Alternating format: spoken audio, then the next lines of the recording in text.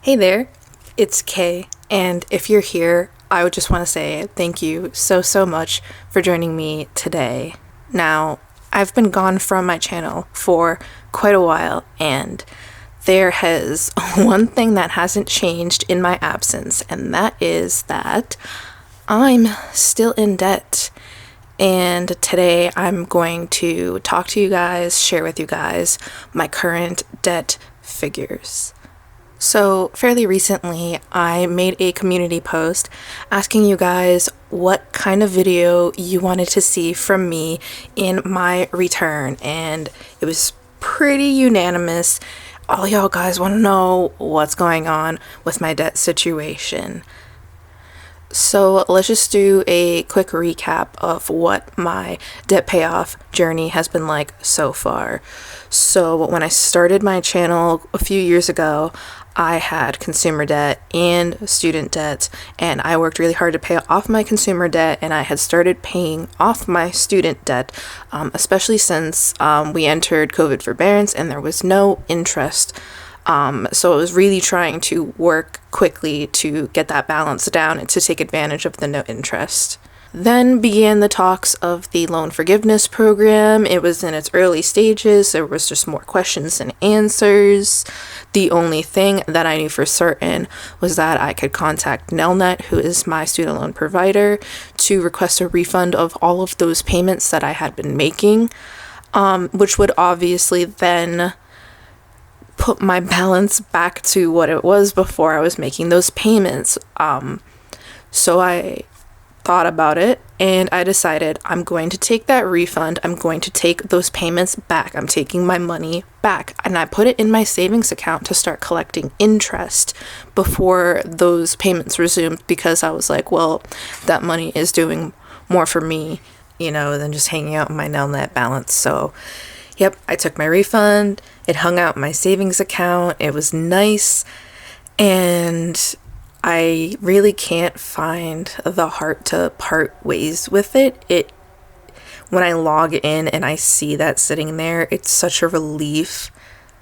And it currently just gives me more peace of mind keeping that money in my bank and just starting the repayment process all over again. So let's take a look at what that looks like for me in my debt tracker page. This is going to be my actual debt total as of the end of August.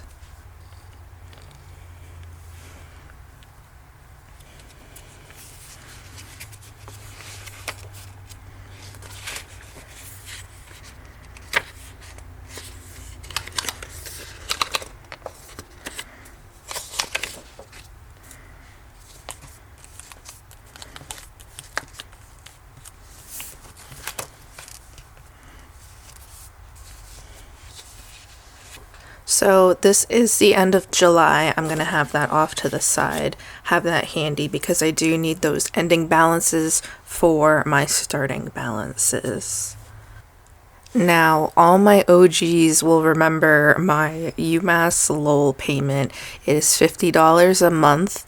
That account has no interest in it. I just have to maintain my auto payment of $50 a month. And that balance will just very slowly go down with time, and it is not reported to any credit bureaus, but I still count it as a debt. Now, my Nelnet account has been on forbearance. The forbearance is going to end in October, but interest is resuming in September. So I'm going to resume payments in September, since that's when the interest is resuming. But for August, I did not have a minimum required payment, and I did not actually make any payments. And because there wasn't any interest, I'm still starting and ending at $17,878 for both of these values.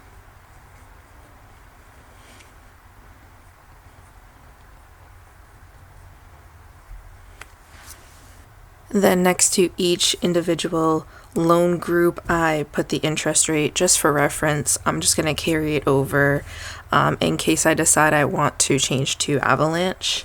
And then again, the same as these columns, these balances are the same in each column. However, when we get down to the totals row, that's when we will see a very, very small difference thanks to my regular UMass Lowell tuition payments.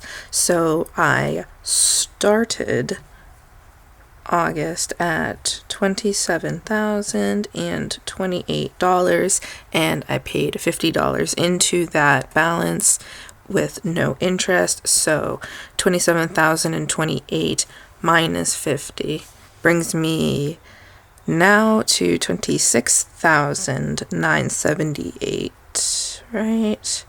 So this is where I currently stand as the end of August 2023. This is my total debt. I am just the tiniest drop shy of $27,000. So from August of last year, UMass went down by $500. But the real difference is obviously, taking back that Nelnet money that I paid down and reassuming the loans, reassuming that debt. Now, obviously, taking back that Nelnet refund and keeping it instead of, just using it to reverse and go back to this stage, I'm now in this stage all over again, but I do have, $14,000 in savings that I didn't have before. I have a safety net and a level of reassurance that I didn't have before that, and I feel comfortable enough to restart this journey all over again and do my best to honestly share with you guys all of the ups, downs, and all arounds of just how I handle my finances in such a tough economy for just, me and other working class people. But this is my debt. This is what I took on in the pursuit of my education. And while some of this is wasted in vain, I did complete my associate's degree and was starting my bachelor's. I no longer entirely feel like it was wasted because a lot of the skills that I got from my previous experience are still carrying me forward. And I'm going to continue to earn my education at my own pace, doing my best to minimize the cost and avoid taking out more loans. So although I am set back quite a bit from where you guys last saw me, overall, I don't really feel that setback. Like I feel ready for this. I feel very committed to this decision. And I'm so excited to be vulnerable with you guys and just continue to share my journey as I go. So if you made it to the end of this video, thank you so much for joining me.